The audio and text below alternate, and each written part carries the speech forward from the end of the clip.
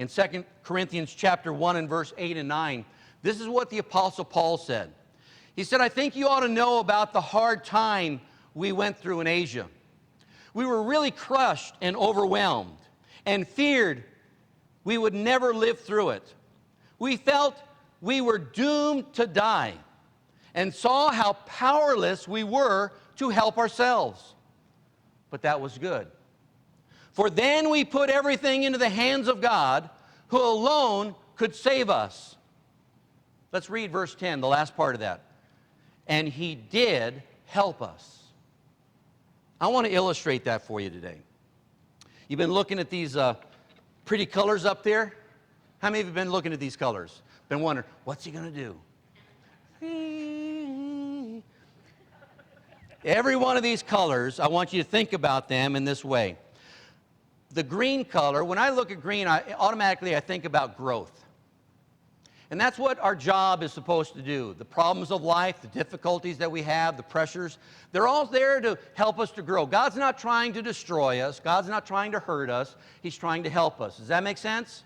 So what he's doing is he takes this and he helps us to grow. But sometimes when we go through problems, we don't see it the way God sees it. We don't see it as an opportunity for growth. Instead, we're like this.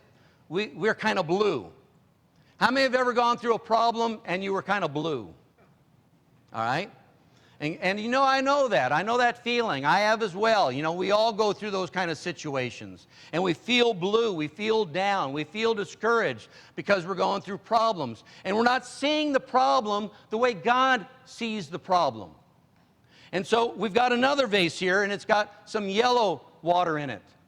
And yellow reminds me of God because God is bright and he's cheery and he's joyful and he's exciting.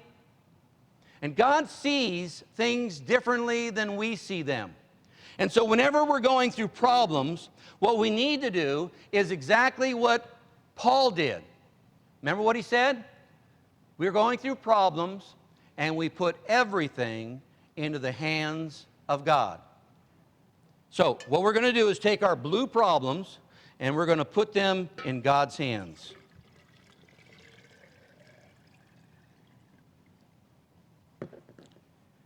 And now what do we have? We have growth. You're never going to grow through a problem as long as you're blue.